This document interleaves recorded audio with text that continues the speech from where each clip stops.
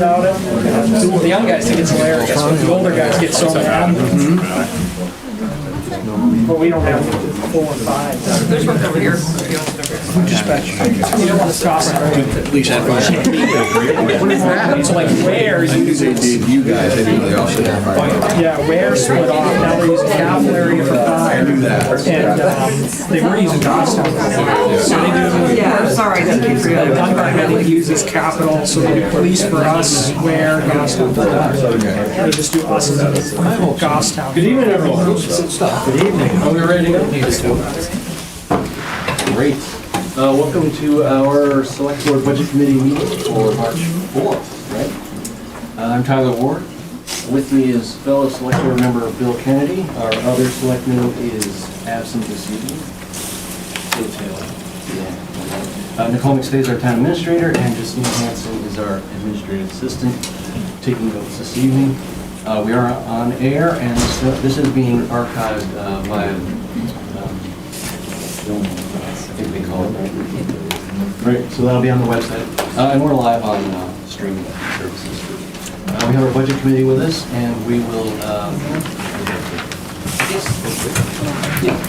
Rick, you want to introduce the budget committee, and then I'll open the public. So tonight we have all the way on the far right, Tony Pascal, Harry Clark, Dick Reynolds, Carl Mazzino, and to my left, Al Lenos. Am I missing anybody out in the audience? John Parkhurst, thank you. We have a couple of absentees as well.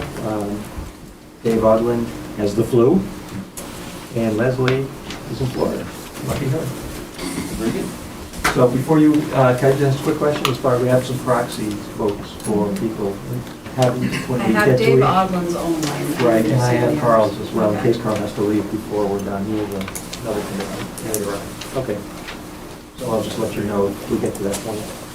Another point of business, I know a lot of us know each other here, but if anybody has any questions or would like to add to the conversation, please don't hesitate to raise your hand. And when I call on you, just state your name for the record to be captured in the minutes, and we'll have a lively discussion about this budget. With that, I'd like to make a motion to open the public hearing for our budget. I'll second it. FY 26. All those in favor? And Nicole, you're going to present? Thank you. All right, so just a quick review of tonight's agenda. We'll be reviewing the proposed operating budget for fiscal year 2026. We will then, after the public hearing is concluded, we'll review the 2025 town meeting warrant articles. The Selectmen and Budget Committee will vote to recommend or not recommend those warrant articles. So just a quick summary of the process that we've gone through up to this point. We started in September of 2024 with town staff beginning the process of creating a draft fiscal year 2026 budget. Throughout the fall of '24, staff met with the Capital Improvements Committee to go over requests for large equipment and other large capital items. In December of 2024, a complete draft of the total budget was posted on the town website and submitted to the Select Board and Budget Committee. And then through the months of January and February of '25, town staff presented their proposed budgets to the Select Board and the Budget Committee at their joint hearings. Just a review of the form of the budget, what we're proposing tonight. The total budget is made up of multiple budgets, which are managed with 4 different fund types, each of which with their own funding sources. The general fund budget is funded by fees and taxation and is voted on at town meeting and includes most of the departments and services that you associate with the town, all of which I've listed here. I'm not going to name out independently. The form of the water and wastewater budgets are enterprise funds. They are funded 100% by user fees, and they're included with the general fund and voted on at town meeting. That's your Article 3. That's the really big warrant article that we vote on first every year. The recreation budget is partially supported by a revolving fund. That revolving fund is 100% supported by user fees. It also includes the support of the community center. That budget is presented with the total budget for review, but it's not voted on at town meeting. The Select Board oversee that budget. The PEG Station Revolving Fund, PEG stands for Public Education and Government Revolving Fund, is 100% supported by Comcast television franchise fees. That is presented with the total budget, but is not voted on at town meeting. And the funds from that go to support the broadcast that we're doing tonight, as well as the streaming services, the archive, and all the equipment that is associated with them. Pay-as-you-throw special revenue fund is 100% supported by the purchase of the pay-as-you-throw bags. That's voted on by a separate warrant article at town meeting. So for an overview of the operating budget, this is a very top-level view. Our proposed budget to be raised through taxation is up $936,737, or 6.28%. That entire amount and then some is associated directly with the fire station bond payments, our first full year of bond payments on the fire station. That's $950,591, which is now part of the operating budget. You'll find that if you're looking for it in the debt service section of the finance department's budget. The balance of the operating budget has actually decreased by $11,854. I'd like to call out all the department directors you see here tonight. They presented very tight budgets right off the bat, understanding this was a year to be very careful with the requests that we're bringing forward. Moving on, the cost drivers in the proposed budget. Of course, the debt service is the biggest one. Health insurance premiums went up 10.5%. Workers' compensation went up 12%. Property and liability went up 9%. But unemployment insurance did go down 10%. Our electricity costs are also down. Our heating fuels are based on the actual usage numbers as averaged out from the last 3 years, multiplied by the current rates. The rates that we used at the time were what we were spending in December. Diesel and gasoline, again, same thing. Cost of living that we propose in the budget is a 2% COLA plus a 2% merit for all employees. This is based on the Northeast CPI that we snapshotted in October of '24 when we started this process, which is 3.5%. The Social Security CPI at that time was 2.5%. The average of the merit increases or COLAs that other communities in our area are giving out was about 4 to 4.3%.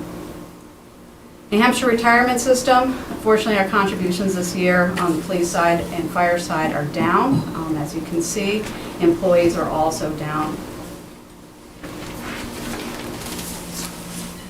So at the top level, this is our general fund budget. Our proposed expenditures are $15,882,629. We're expecting the offsetting revenues to be $5,328,257. That leaves a net to be raised through taxation. Again, this is an estimate at this time of $10,554,372. You can see these are the other budgets that we discussed throughout this whole budget process.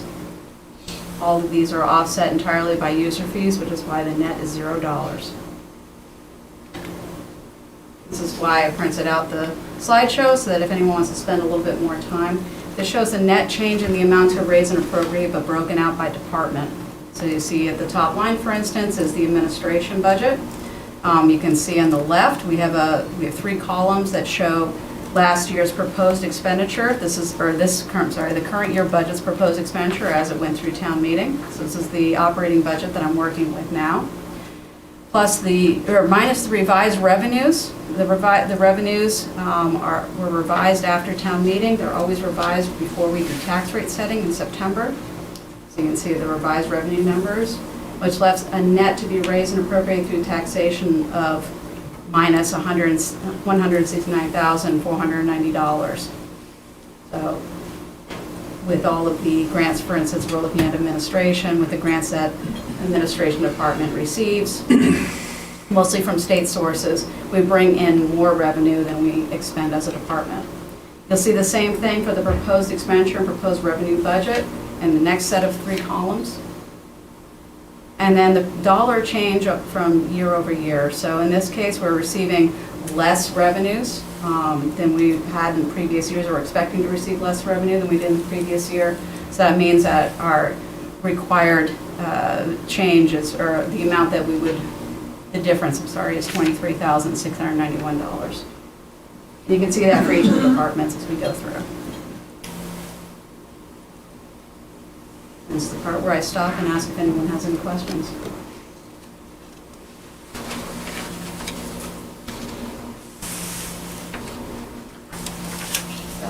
like to add, in your section with COLA and merit, the merit is 2%, but that's a maximum of 2% Correct. based on actual performance. So someone may get 0, someone may get 2. That is correct. Merit is, that's what But you the said, COLA is 2. for everybody, right? Yeah, the merit, COLA is 2. And you said the merit was approximately 2%, a lot of communities are up to 4%. Yeah. You feel that was Some- also appropriate? Some communities, it depends, so each community has a different way of approaching it. A number of communities in our area have just merit. They don't necessarily have a COLA built in. Some will have COLA. Some have contracts with Teamsters or whatever, so, and they'll have a defined amount that they're going to be raising. So it really varies depending on which community. I looked at an average of all of them, When you say an average, you mean of the two combined? of the combined. Yeah. Anyone else?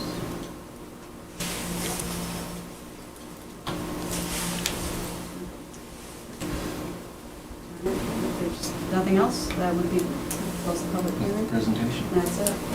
All right, motion to close. Sure, last minute. Any questions?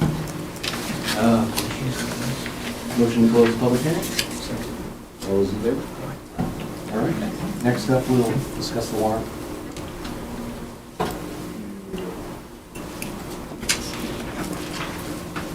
Nicole, we're not discussing voting on the budget tonight as That far is- as recommending?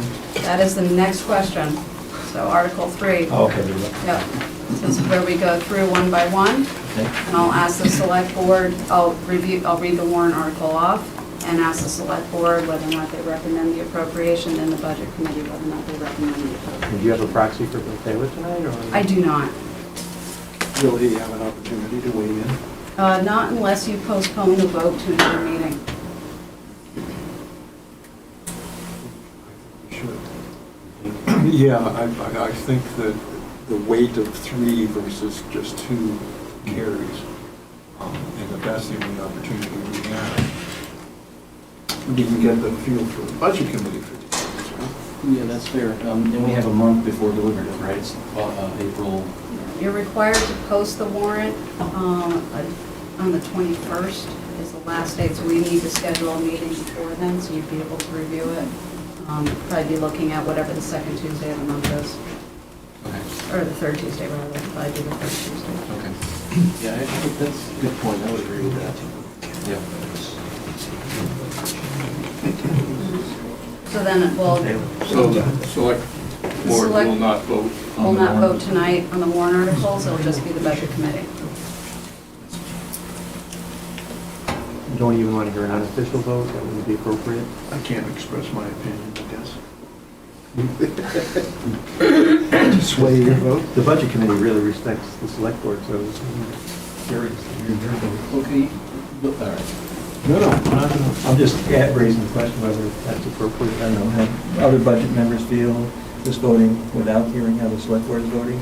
Any comments? I'm good. I do not need to hear their vote. So would that meeting be an open meeting? Yes. In a couple of Yep. weeks, essentially, just for that vote, just for that purpose? Well, and whatever business needs to be conducted at that meeting, yes. I guess what the question I have is, can you express an opinion about various ones? Yeah. absolutely. Okay.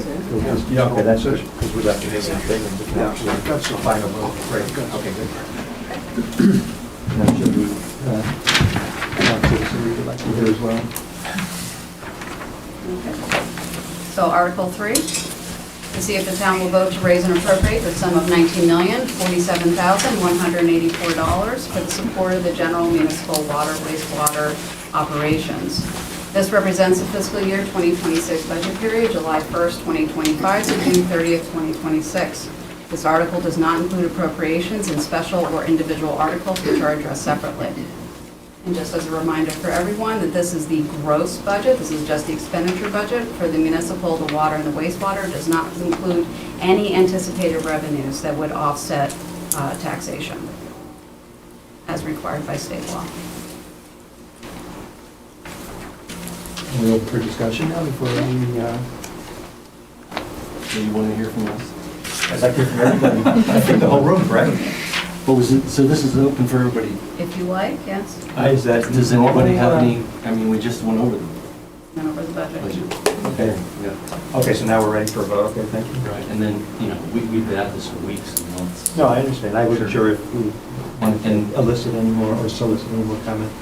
unofficially, until we actually vote, I would approve this budget, knowing that our fire station has been in the works for 30 years, and it's come time, and the effort that went into pulling that all together and really reducing costs and really focusing on a shovel-ready project was well done, and that's where Bill Taylor came in. He was a big part of that, and so it's good. I think he should be here for that. So, and then to see our operating budget down 11 grand, I mean, that's the first and I can remember. So I would vote for it. We've already been over this. Any other final comments from the budget committee before we vote? I had some, but Tyler just gave them, so.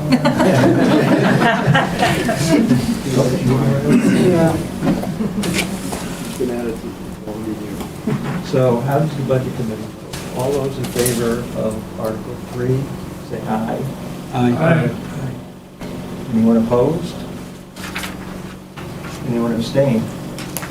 So that would be, because we have a proxy from And Danny. then Dave Odlin voted yes. Right, so I think, and Leslie is not here, so I guess we would approve that, or recommend to approve it by a vote equal. Article 4? Excuse me, I do have a question about Article 3, if I may. Sure.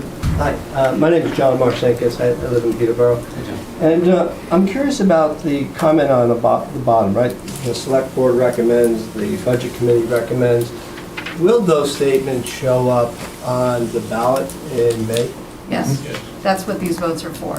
I know the vote is for that, Yep. but such statements like this, Are required by state law, state law, yes. that's interesting because last year, we live in the Peterborough community and we wrote a petition relative to Storm Mountain Properties and what they're trying to do there. And we wanted to include something similar to this in that petition that people would have an understanding. And we were told emphatically by Phil Runyon that that was illegal. Yes. But citizens can't, but you can. The Select Board and the Budget Committee are required by state law to vote on whether or not to recommend an article, and then that record of vote has to be included on the ballot. But there is no other body that is permitted to have that vote, except for Planning Board on Planning Board articles. I see. Yeah, that tends to be influential, I would think, regarding people who show up to vote and see this and might not fully understand it, but see comments that the Select Board recommends it and the Budget Committee recommends it, and not knowing much, they may go, yes. But you're saying it has to be there. Yes. And we also could not recommend warrant articles as well. Sure, okay. It's not guaranteed that we're And going to. if there are individuals who do not accept that, it will be so stated in the count. Mm-hmm, in the count, yeah. In the count. Yeah. Okay, I was just curious why we were told one thing and there was not a good explanation other than you can't. But yet I see this and I'm like, well, wait a minute, that's what we tried to do. So, okay, well, that helps. Thank you for the information. I would just add that people in the Budget Committee and the Select Board have all been elected to play this role. Okay, So we're not just here as citizens, we're here as citizens who were elected to help guide the rest of the community. I understand that. That can be a problem here in this town. Last May, 15% of the registered voters approved a tax increase for the other 85%. So even though we have these elections, and as you're saying, all of you are elected to this role, it doesn't mean that a majority of the people in the community voted for you. But the majority of the community had the opportunity to vote, I know. obviously. I know, but that's my It's a more concern general is that, concern of democracy in general. Right, And that's right. not just in Peterborough, that's kind of a nationwide. it is, but I guess the point I'm trying to make is that it's truly not a democracy if such a small percentage of the voters vote. And I know it's their job. They should be involved and they should get out and vote. But I would also think that the Peterborough government would be concerned about that lack of voter participation and almost apathy, and do something to change that. But what are you going to do? Well, I don't have a solution. I'm not elected to make those kinds of decisions. So my point I'm trying to get across is that I know you're saying you were elected, but my point is influencing voters can have a detrimental effect to the democracy we're trying to uphold.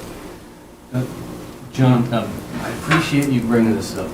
I've been at this for 12 years now and the trying to get people out to vote, short of going there and giving them a ride, say, hey, remember today, is virtually impossible. People just, they're busy, they're not paying attention, their lives are going on, and you know, and we do have a lot, this town has a lot of volunteers that make things happen. You know, there's so many committees, there are a dozen committees, there are boards, and elected officials, a lot of volunteer people, and we all know people, and we all kind of say, hey, you know, it's voting time, and yet we have the small turnout that we do. And unless it's a major election or a contested, you know, seat on a committee, turnout is really terrible. But having said that, and having worked with the town administration and the budget committees over the years, the budget committee really puts the department heads' feet to the fire in looking over their budgets, and they've actually partnered up in recent years where certain members of the budget committee will go to, say, rec or to the police department or whatever, or public works, and really get a feel for how their department's working, and seeing how bare bones these budgets end up being. We're talking about lights and gas and keeping them to a bare minimum. But at the same time, as you mentioned, and we're all very aware, our taxes are just going through the roof because we're not getting the support from the state in many reasons. We also have a rather large school budget, which is really being hurt by the state.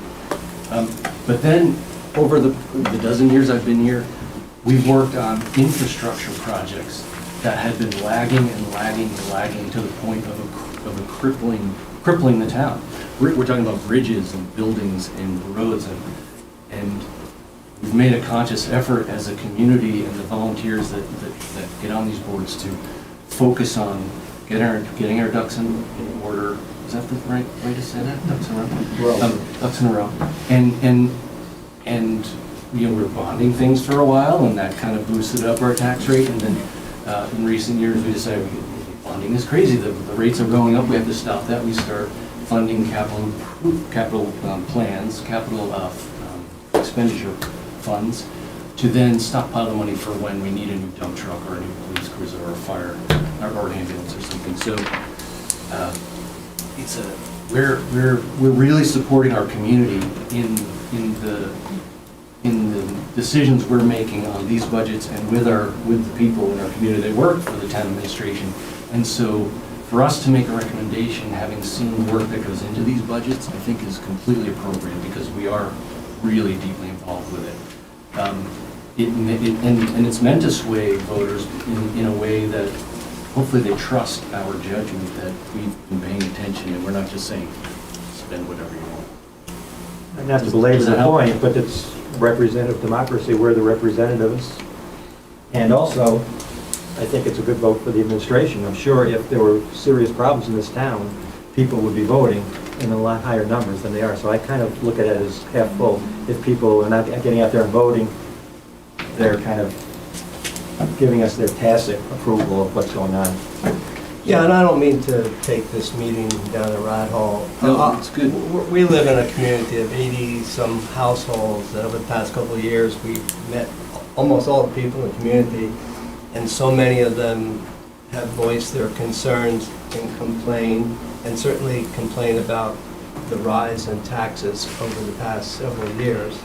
Teresa, we've been here only 3.5 years, and our taxes have gone up over $4,200, 34%. So we're here because we're interested and concerned and want to understand the process. But at the same time, the data suggests there is a problem. So we're 86 on the state's 234 towns based on valuation, including utilities, but yet we pay the 7th highest in taxes. That data suggests something is wrong, that so many other smaller towns like Peterborough are paying so much less in taxes than we are.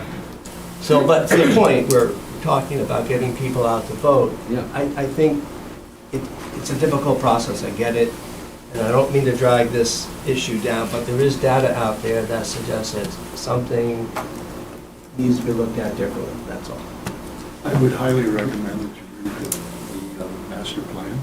I have. That characterizes what this town expects for services and so on. You gotta pay for that. You know? If you don't want a rec department that's top notch, well, okay, that'd cut the budget. I know, but 7th highest Sorry, in Craig. taxes, right? 7th highest in taxes out of 234 towns. Speak to that a little bit. Yeah, Nicole can actually add some information to that statement. So the tax rate is the effect of a calculation where you take what must be raised and appropriated to fund the town, the school, the state portion of the education, and the county budgets, the town's portion of the county budgets. And then you divide that by the total assessed valuation of the town, minus charitables and elderly exemptions and things like that. And that's what gets you a tax rate. The tax rate is really just the end product of the formula. It bears a relationship, of course, with the amount of dollars that has to be received, but it bears a stronger relationship to the assessed valuation. Currently, our assessed valuation is falling dramatically as compared to market value. And so if you look at our assessed valuation and you look at the market value, you'll see there's a dramatic difference. Our assessed valuation is equal to a roughly, I want to say off the top of my head, about 78% of actual market valuation. We don't have the actual numbers yet because DRA is going to release our 2024 equalized ratio next month. They do it on April 15th of every year or thereabouts. And they'll be able to tell you exactly what that percentage is, but it is well below market value. That's for a number of reasons, mostly because the real estate market has been very hot. So when your assessed valuation is well below actual market valuation, your tax rate has to be much higher to raise the same amount of money. Once we go through a revaluation, which we are undertaking this year, you're going to see the assessed values for all the properties start to equal market value, and that means that the tax rate will drop. It's just, that's the way it works.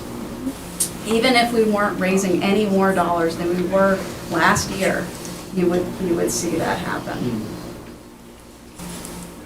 Well, and then there's the case with valuation where a condominium may not raise as much because they're not selling, whereas bigger Right. houses are selling more. There's so many So they moving might parts, raise, yeah. so that there are fluctuations in even valuation, it's not across the board. But I was just speaking generally, Right. yeah, generally, that's how it works. And we'll be talking an awful lot more about the revaluation as we get further along in the spring and summer. Mhm. And of course, the reminder that Peterborough's tax burden is solely on property tax. Correct. There's no other way to pay for all this stuff. Correct. And the fees that we raise. So, and thank you so much for raising the voter turnout thing. Completely understand where you're coming from. All of our taxes are going up too. And it is frustrating. And the state bears responsibility. They're willing to cut anything because they don't seem to care how it affects the small. Anything and everything. Right.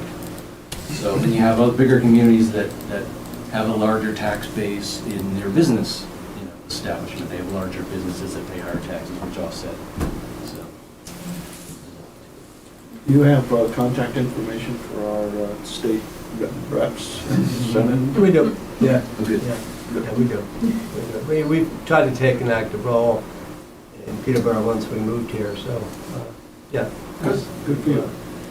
We've sent letters and done our thing, so, Well, thank you. thank you.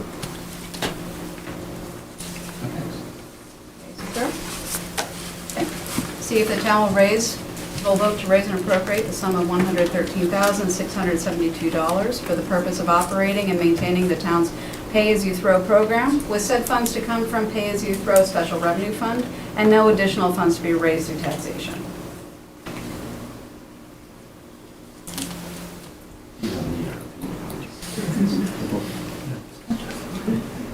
How many years have you Again. been doing this? Do we again open up conversation or questions to the audience as well, or? Sure. Any other comments about this before we vote on this article?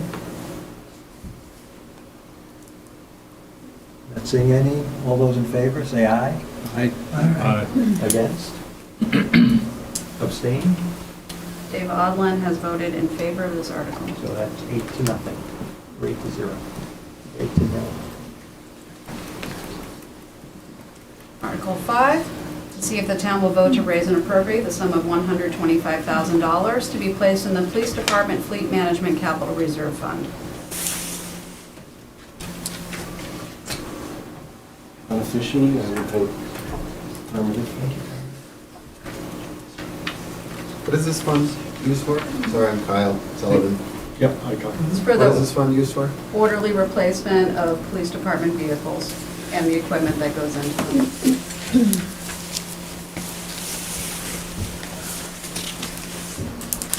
And again, these capital reserve funds were started up so that we don't have to bond money anymore. So these actually are put into accounts that give us credit, give us interest, rather than us paying interest to a bond company. Is there a current reserve fund? Yes, this is an existing fund. So what is the value of the current reserve? So we've got that. And Chief, what are we buying this year with this money? We have a new cruiser coming in? One vehicle outfitting it, and then 2 the following year. With this one? The one vehicle and then the 2 the following year with the 125,000? No, there'll be more added to it following year. So We're trying to maintain a balance without large spikes from year to year. That's how this fund So the last couple of years, we've been appropriating or voting to appropriate $125,000. In some years, we're buying 1 car, sometimes we're buying 2 cars, similar with the ambulance and with fire. Right, but this is just the police. This is strictly police right here. We'll be talking about the other one in a few minutes. So $125,000 for a single Towards car. the fund, right. Lily, Ms. Lily? It's not a single car. He buys 1 cruiser Okay, in 1 year, and then the next year it's 2 cruisers, so. but with an increase in the fund. Is what I'm hearing, The right? amount of money to be raised and appropriated each year going forward is a flat 125. So each year, 125,000, and you buy, So 1 car, is it 2 cars this year? 1 this year, 2 next year. 2 next year, With- 1. 1 and then 2. but, and then right, so you buy 1 car for 125, and then next year you get 125, but you buy 2 cars. Is that how I'm understanding that? Exactly, that's so not how much there's a the little cars bit are. of a base left in there. So what is the cost of each car? This year, Chief? They're around $48,000 for the car itself, around $20,000 to outfit it. Also built in here is the expectation that the price of the cars will increase each year, but the requested amount will not. Part of a 6-year plan. Lily, do you have the number of what's in that police department fund right now? I can go get that number. I did not bring the I trust may- fund bank may balances have- I with didn't me. want you to. But there is money in that fund. There's a small, it's approximately $14,000 in that account right now. We had, this year, we only raised and appropriated $80,000 for Right, this and the account. 125 each year is Going forward, yes. anticipating what the need will be Potential going expense. forward. Regardless Yes, of sir. the- And that would, it may change next year, but that's what we're currently looking at Something the budget. extraordinary might be seen to change. Right. I had 26,463. Thank you. That's currently in there. Answer your question? How many cars in the fleet now? 7. On average, how many miles per year? Please state your name, sir. Sorry, Andrew Mans. Approximately 48 to 52,000 miles a year, and you flip them after what, 100? Once the, right, a little over 100,000. Currently, there are 2. The car that's due to be replaced this year has approximately 140,000 miles on it. So no warranty. So that makes sense to bid. Better than spiking it every year, they're just flat. Right. We're trying to maintain a flat balance throughout the 6-year period. Okay. And that's been the approach in just about all of these areas and departments where there's significant capital expenditures. Any other questions or comments? That's a good question, by the way, because it clarified some things. Thank you. I'd like to ask the Budget Committee to vote on this warrant. All those in favor say aye. Aye. Opposed? Abstained? I think Dave Dave also voted yes on So that's this. 8-0. Article 6, Fleet Management Capital Reserve Fund, $300,000. To see if the town will vote to raise and appropriate the sum of $300,000 to be placed in the previously established Fleet Management Capital Reserve Fund. For clarity, this is the Department of Public Works Fleet Management Capital Reserve Fund. This fund was established decades ago, and at the time, it was the only fleet fund that we had, was for Department of Public Works vehicles, which is why it has that name. Or ambiguous name. Same kind of question, again, Kyle. Yeah. Now we're twice the amount that we just went with the police department, right? How many vehicles are actually in Department of Public Works? And there might be many, and I understand Department of Public Works. We have the department head right here. Yeah, but that's significant. So about 15, it's mostly 6-wheelers, 1 10-wheeler, and a few full-size trucks that you may see plowing smaller routes around town. Okay. 300,000 allows for the purchase of 1 F-350 that's fully outfitted for plowing, a new hot box, which is about 55,000, so we can get the patching materials around town. Okay. And then the balance there allows us to maintain a capital reserve balance in the event any of our 6-wheelers fail. And a lot of those have over So it's 12,000 engine hours on them. We have, on my 12 years with town, lost 2 of those trucks. Okay. Dead of winter, we need to buy a new truck because we need to still plow the roads. Yep. So our plan right now is those 2 vehicles purchased at FY26. The balance gets us to about the 285,000, I think off the top of my head, which is the value of a fully loaded 6-wheeler. Okay. Which is an incredible price. It's doubled over the last 5 years, but it is the cost of buying a 6-wheel dump truck. Okay. So the plan gives us a little bit of a safety net in the event that we lose a major vehicle. We do, like, the plowing that happens in this town is supplemented by other companies, yeah? Hauling, yes. The Depot Square area is contracted out. Okay. Some of the merchants in town pay their percentage of the landmass of downtown for that service. Town picks up the remaining portion of town-owned property. And then we have some, not reflected in this budget, it's in the operating budget. We have some services money for all the, if you're ever out at 3 o'clock in the morning and seeing us pick up, we have a train of 6 and 10-wheel trucks, so we have to hire out because we just don't have enough trucks to do that operation. Okay. So but that's in the operating portion of the budget, which is down in Public Works. Okay. And just to further clarify, Kyle, we have public meetings over the last 4 or 5 months, discuss these, in great detail, and we actually look at the next 5-6 years, what vehicles in this case, DPW is planning on buying, and, this has all been presented in public meetings, and lots of discussion, so we're not just throwing this out tonight, first time around. No, I understand that. Yeah, no, I respect that, and I totally understand that. It's Right. just, I'm the first time tonight. Right, This is the first time. But I I've just been want here to let tonight. you know that So we I'm have, just trying to get a little. we've been going through a lot of this Yeah. many times to really come up with what we think are the appropriate numbers. And just as we're filming this tonight, recording this tonight, all of those were recorded too, so and they're archived on the website. So if you go to the town website, you can go to the different meetings and watch everything we say for the last 3 years. Okay. I know it takes time. That's a long time. But yeah, no, it is, but there But that are, information is publicly available. and there's a lot of information, a lot of questions that are asked that are really helpful. And in fact, we had a great presentation regarding the ambulance service at one of our previous meetings that I've heard commendations about, because it was very in-depth. It took a kind of a difficult topic to kind of understand and realize what we're doing in this town, how we're serving in this town. And it nailed it. It really made sense to people. So it's worth a watch. So it's someone. Can I also add that anyone here, anyone who might be watching, I always conclude my budget discussions, as do I think most, if not all, the directors. You can come, and I'll be happy to go through the budget with anyone at any time. That is part of our responsibility and something we take seriously. The door's open. There's a lot of detail that goes into this, but absolutely willing to take the time, because I know if you start digging into the budget, start looking at the document, you're talking about, I don't know how many lines it is now, but it's hundreds and hundreds of lines. It's over 1,200 Thank you. lines. 1,200 lines of budget. I'm the director. So without the people that are actually managing those funds, it would be impossible on some level to understand the detail that goes into, say, a services line in Public Works. But I'd be absolutely happy to meet with anyone and go through that. Thanks, sir. So I think unless there are any other comments, let's vote on Article 6. All those in favor, say aye. Aye. Opposed?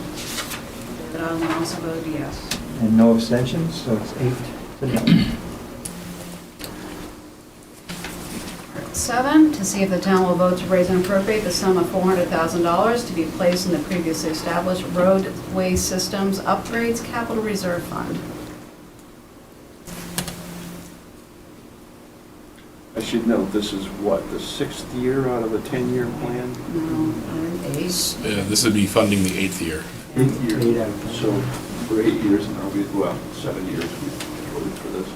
We've been talking about it for probably 9 now. So there's a lot of planning that went into the development of this number, as you recall. Question regarding this? Yes, hi, I'm John Marcinkus again. Hey, regarding this one, is there any information someplace about what roads may get repaired? And also, too, the trash along the roads?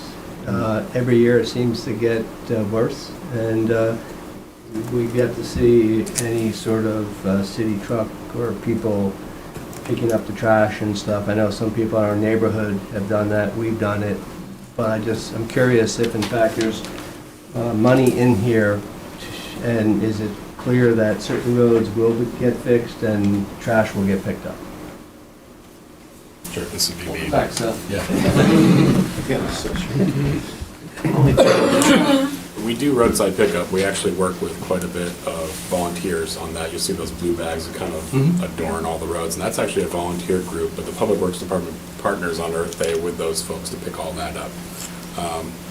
As we get calls, part of the operating budget for our labor component is to go out and clean up roads, which unfortunately sometimes is roadkill and all the things that furniture that arrives on roads. We do our best, but we also work with volunteers on that.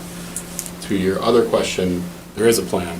We've been working, it's a little bit more to probably unpack in this meeting. I'll be happy to share with you all the detail you like. There's probably some chuckles because I go through this at great length quite frequently through the year. But this fund has been funding over the last 7 years rural roadways. So as you get out into the rural portions of town, I think you mentioned earlier you're a little bit newer to town, but the rural network of this community was in very tough shape 10 years ago. And the town was tasked with developing a plan to kind of catch that up because so many roads have fallen into pretty significant disrepair. You're not seeing it as much now because the town's been investing fairly heavily in fixing those roadways. To your actual question though, we've been addressing the rural roads and moving downtown. I think you said 4 years, so you were here for the Main Street Bridge project. The plan all along has to continue working from the outside in, cleaning up rural roads that have fallen in disrepair, finish the Main Street Bridge. This coming summer, we're going to finish the Grove Street Bridge and the Elm Street Bridge, which is monies that had already been raised through some of the capital funding and another fund that we're not really talking about tonight, but our TIF funding for the downtown. And as soon as that's done, this and the next 2 years should give us the funding we need to then get into doing the downtown. So the roads that are left, so I'll step one step back. This coming construction season, we're currently working on bid documents to do Pine Street, which is fairly overdue and it's in pretty rough shape. But it's a very heavy project with a lot of utilities attached, so it's a very costly project. But we have the money already in the bank for that, thanks to this warrant article. Once that project is complete, we'll be moving into the downtown, so we've got to do Summer Street, Grove Street, Elm Street, Main Street. There's a few rural roads that are still outlined that are going to need a little bit of help. But the bulk of the funding for the remainder of the next couple of years is the downtown work, which has sort of been lingering and needs to get done, but we wanted to finish other heavy infrastructure projects in advance so that we're not tearing up brand new asphalt when we're doing big construction projects. So the roads outside of town, say off of 136, Burke, Kentucket, Monadnock, they're going to be touched sometime in the future. Yeah, that is the plan. They have been getting some level of treatment. There was some crack sealing that was done out there. We did do some work out there. Off the top of my head, I might be getting it confused, but I think it was Birch Road. We did repave Birch Road a couple of years ago. Burke, unless I'm confusing with Burke, I might be. But we did do some paving out there. Some of those roads. All right, this is a very long conversation that I got through a lot. I'd be happy. Just throw it out there. I'm happy to answer the question, but I would be happy to sit down and go through this. But we actually use what's called a road surface rating. So we evaluate the roads based on an engineering standard to come up with a road value on a scale of 0, a completely defunct road that you shouldn't be driving on, to 100, which would be a road that was paved yesterday. And we assign a numeric value to each one of those roads so that we can make objective decisions about what needs to get paved, or what we can maybe crack seal, or what we can chip seal as opposed to heavy pave. And then we apply the budget as responsibly as we can to the rating of the roadway. So whereas Kentucky, some of that area of town, it's starting to show some distress, it's nowhere near as distressed as, say, at Pine Street, which is probably at about a 12 rating at this point, versus off the top of my head, Kentucky might be like a 55 or 60 in that range. It's starting to reach, but it's not collapsing on itself at this point like some other roads in town. No, I understand. I understand. I can contact you. Please do, yeah. It's just that we drive to our landfill, once a week and drop off our trash, and we bump up and down Monadnock and Kentucket and Burke, and then we drive by the high school and look over at a really nice parking lot, and we shake our head and wonder why we spend so much on a parking lot and not on the roads that we drive on every day. We do spend a lot on the roads we drive on. But the value of the network is, wouldn't even want to put a number at it, but let's say hundreds of millions of dollars, and we're trying to stretch limited funds to And I think the school parking lot was school board money. Yeah, that was. Town money, I should say, not town money. So. Yeah, I know. It's just that from a citizen's taxpayer perspective, it's still money that we're giving to the town, and it's being used for the education department, for the city as well. It's just, it's a bumpy road down Burke, that's all. Yeah, the school district is a separate governmental unit. They're not a department of the town, so you have to go to a school board meeting or school vote to address that. It's just, I'm saying, it's money out of the taxpayer's pocket. So sometimes we don't differentiate. It's Peterborough.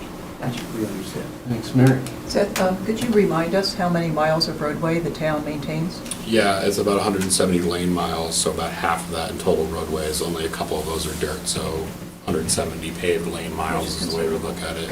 So 80, 85 in that range of actual roadway. So could you remind us how much a job like the Pine Street job is going to cost approximately? Probably 800 to $1 million, $800,000 to $1 million with the drainage infrastructure, utilities infrastructure, curbing, sidewalk, and then repaving. But that's out to bid shortly, and hopefully considerably less, but oil's not cheap right now, and oil prices drive asphalt pricing. I just had a thought, since we are on air, there might actually be some people watching this live. Again, this is our, we had our public hearing, now we're voting on approving or not approving these articles, but these articles will all be presented once again on April 8th at our deliberative session, which starts at 7 p.m. upstairs in the townhouse here, and get your neighbors out so they can hear all this. And anybody that wants to come out and hear, Seth will have we always hand it over to the department heads whose warrant it is, and they give a rundown. And no doubt Seth will get into some detail again on this too. I normally give a And all pretty of detailed these, yeah. PowerPoint on the road So- program in particular, yeah. Right, and that's where people can ask more questions, and then we have our voting on the ballot on all these on the 13th of May. So, and we'll say that again at the end. Yes. Yeah, Yep. I will happily give you my card before we're done tonight. We've talked before, so. Okay. Yeah, so I've got your name and Okay. number. Well, let's have a cup of coffee. We'll talk about the road program. Thanks again, Seth. And Seth, I don't know if you want to sit down. Let's quickly vote before that. All those in favor of Article 7 of the Budget Committee, say aye. Aye. Opposed? Abstained? Dave Bob votes Lynn votes yes. 8. Article 8, see if the town will vote to raise and appropriate the sum of $400,000 to be placed in the previously established bridges, culverts, and dams expendable trust fund.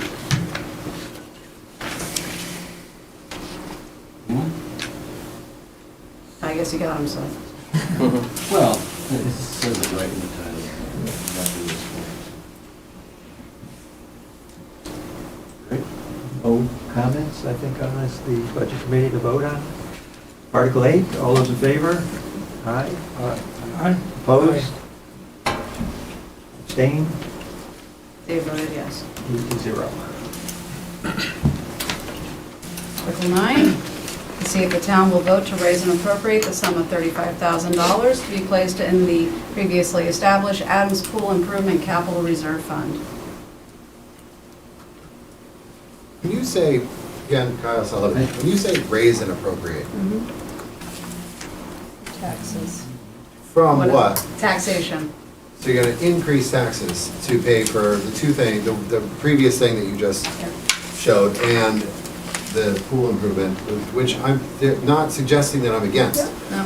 But what you're saying is that where we are today, you're going to go up in value of what we're gonna pay to cover these expenses.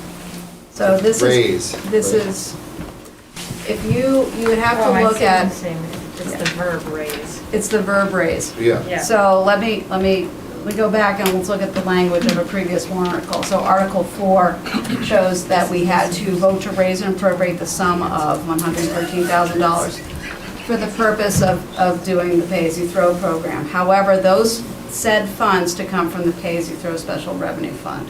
So when you see that language at the end, that means that there's money coming from another place. There's offsetting revenue. When you don't see that, it means it has to be raised by taxation. So it doesn't mean that it's going to be any more than last year necessarily. It could be the same amount of money. It could be the identical warrant article that we've had in the last 5 town meetings that was passed. And so it's not an increase necessarily in taxation. Sometimes it is, of course, like for instance, the fire station bond article. That was a significant increase in what needed to be raised through taxation. So it really depends on the article and whether or not there's some amount of offsetting revenue or if it would all rely on taxation. Okay? Go back to this one. Thank you. You're welcome. And just also, I might add, the Budget Committee is planning on a presentation at our April meeting for the town, and talking about the tax impact on all of the warrant articles and the budget, and as well as all the Continental budget as well, right, Carl? We'll be talking about everything and give a clearer picture and broader picture of the tax impact on all of these raise and appropriates that we're talking about tonight, as well as other monies that are It's hard to choke that down. So you can look forward to that as well next month. So we're voting on the pool, I think, right? All those in favor? Aye. Opposed? Abstained? Dave voted yes. 8-0. Ambulance Service Revolving Fund, to see if the town will vote to raise and appropriate the sum of $375,000 to be placed in the Ambulance Service Revolving Fund.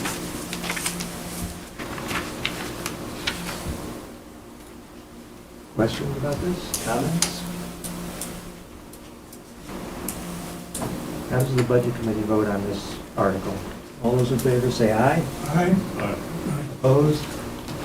Abstained? David voted yes. 8-0. West Peterborough TIP. See if the town will vote to raise and appropriate the sum of $1,227,194.34 from the West Peterborough Tax Increment Finance District, taxes collected to be placed in the following previously established West Peterborough TIF Expendable Trust Fund. No additional funds to be raised through taxation. As a bit of an explanation, each of the TIF districts has its own fund that we collect taxes into. That escrow account, the funds are held in an escrow account until we get to town meeting, then the funds are moved from the escrow account into these expendable trust funds. From there, the selectmen can use them for maintenance projects and other types of work that is, so long as it's consistent with the TIF district's plan for that district. So is this saying that the funding is already existing? Yes. Yeah, money's already been raised. All this is doing is moving the money from the escrow account into the expendable trust fund. Excuse me, what is the term you use, TIF? Tax Increment Finance, TIF. Thank you. You're welcome. Now, as I understand it, the West Peterborough TIF is sunset. Correct, which is why we got the 34 cents there. Right. We're literally Right down to moving the- every penny out of the escrow into the expendable trust fund. It's one of the many moving parts that's going to change the town's valuation this coming year, is because all of the taxable value that was being captured by the West Peterborough TIF district is now going to be part of our overall valuation. Did Andrew have a question now? I do, thank you. Maybe an all-encompassing question on all the tips for Danica. It's between the west, the downtown, and the south Peterborough. There's almost $3 million worth of tax money. Maybe Danica could explain. Actually, I'm on one of these tips, but we haven't met in months, so I really like to refresh. Where is all this money specifically being spent? $3 million. Maybe we could break it down, perhaps. And beyond that, how much have we already spent and how much more are we going to spend? So by TIF district, each TIF district adopts their own plan. So Andy, you're on the Greater Downtown TIF District. We haven't met in months, so I don't know what's happening. Yes, we meet quarterly. So the last time we met was December. Next one will probably be end of March. But anyways, so each TIF district has their own plan, and in that TIF plan has a set of goals, and that's exactly what each TIF will spend their funds on. So for Greater Downtown TIF, our purposes were infrastructure like bridges, visioning work like aesthetic work like landscaping. We did things like some street lighting, stormwater management, and parking. So for instance, the Riverwalk parking lot was funded through the Greater Downtown TIF. Some stormwater work, I believe back in 2019, was funded through the TIF. Most of the projects for the Greater Downtown TIF have been accomplished at this point, with the remainder of some of the paving and some of the landscaping work. The West Peterborough TIF district has completed all of their goals. The majority of those goals were sidewalks, lighting, landscaping, stormwater improvements, and other infrastructure like bridges and culverts. The last biggest project was the Union Street culvert? Union Street Bridge, yeah. Union Street Bridge and sidewalk. With the sunsetting of that TIF, the funds that are left over will go towards maintaining those goals that are identified in the plan.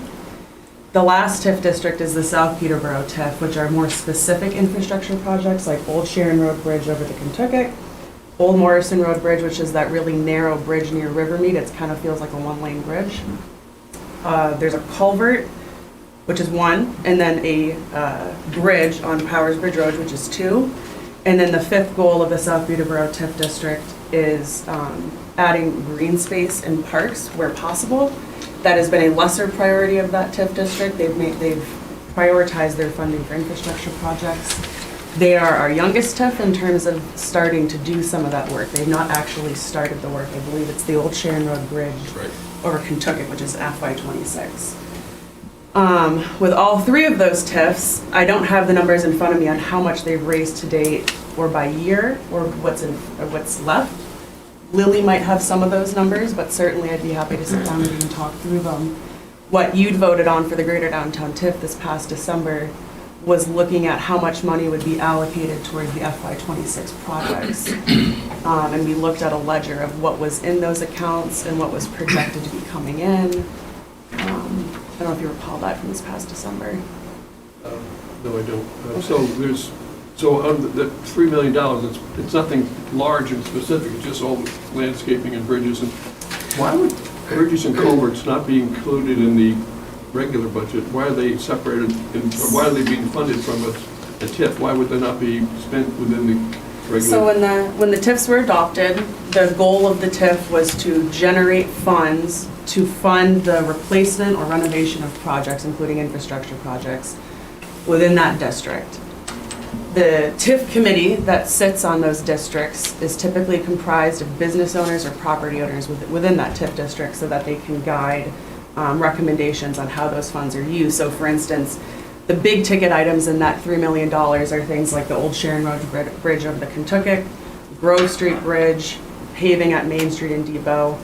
Having the TIF members' oversight into how those are funded can lend some insight into how we communicate with those businesses when there's some disruption to transportation services. It can also give us oversight as to, while we're tearing up pavement, is there interest in adding things like safety improvements like curb bump outs, bike lanes, things of that nature. The core of those funds is to fund the infrastructure projects. There would be, the nicety is having some of those extras, but of course we're using TIF members who are those downtown or local property owners and business owners to help guide how those funds are used, so they meet the standards of what needs to happen. Well, I guess my question still is that we have something like Article 8, which is bridges and culverts. Why are we spending money on two separate ways? Why does the town just not pay for the bridges and culverts? Why are we doing it through a TIF district? So the way that TIF districts work is that improvements that are made within the district, that valuation is captured by the TIF, and so all the tax revenue is also captured within the TIF, and it can be used solely for those projects within the TIF. So South Peterborough TIF is a really great example. When the South Peterborough TIF district was put into place, it was just before Rivermead had completed its last round of expansion. All of the assessed valuation from that expansion is within that TIF district, and so the tax dollars that are being raised by that within that TIF district are going specifically to those bridges, those culverts that Danica was just talking about. Instead of those tax dollars being pooled with the rest of the town's valuation and then being subjected to school taxation, state taxation, and county taxation. Instead, the entire dollar of that associated value is being kept and spent within the districts on those projects. If we were to try to raise and appropriate that within our regular taxable budget, like we're doing with the rest of our general valuation, we would have to actually raise more dollars in taxes to be able to meet goals. But if we're getting $3 million from the TIF district, couldn't that money be put into the general fund? It cannot. It either has to be captured within the TIF district, or it has to be subjected to the same breakout of taxation to go to the school district and whatnot, which ultimately would end up raising your taxes a little bit. So you're saying the reason that we do that is to avoid paying taxes to the school district? And it's not that we're avoiding to pay taxes to the school district, but that's where the real savings is, because that's not being captured as part of the total valuation that the school district is using to base their tax rate on. Instead, it's being held separate, so we're able to use the same tax rate, apply it to that captured valuation, and raise 100% of the taxes and keep them within the district. But the school is still getting its money from the entire school district. It's just being spread out a little bit more. That's what makes the TIF districts work really well. Well, the TIF district is, a lot of people have different opinions about TIF districts. I understand, but they're a really useful financial tool, and we've gotten a lot of really good work done with it. We've been able to pay the bond for the downtown parking lot with it and all the other downtown work. We've been able to pay the Main Street Bridge bond with it. It's. And we're expecting that we'll have enough revenue through the South Peterborough TIF for those infrastructure projects to not need to bond, which is significant. Yeah. Significant savings. Yeah, so if you think about the amount of interest that we would otherwise be paying because we'd be forced to bond to get that work done, there's a huge amount of money saved right there. So they're incredibly useful tools, and they've really served the town very, very well for the last 20 some odd years. Must be almost 30 now. Other comments? Mandy, do you want to? It was already asked and answered, thank you. Okay, great. Maybe in the interest of time, we've had quite a bit of discussion on all the TIF districts. Can I just kind of ask the committee to vote on all three articles at once? Any objection to that? If you could do them individually, just for the sake of the record. But Okay. Okay, so Article, let's start with Article 11. All those in favor? Aye. Aye. Opposed? Rutland vote yes. Okay, Article 12, the downtown TIF district. All those in favor? Aye. Opposed? 8, nothing. And finally, the South Peterborough district. All those in favor? Aye. Aye. Opposed? Thank you. Article 14, this is to discontinue funds. This is a housekeeping article to see if the town will vote to discontinue the following capital reserve and expendable trust funds, with said funds accumulated interest to date of withdrawal to be transferred to the municipality's general fund. The fire and ambulance expendable trust fund, date of establishment with a zero balance. The sewer department's capital reserve fund, also with a zero balance. The water department's capital reserve fund, also with a zero balance. The bridge reconstruction capital reserve fund with a zero balance.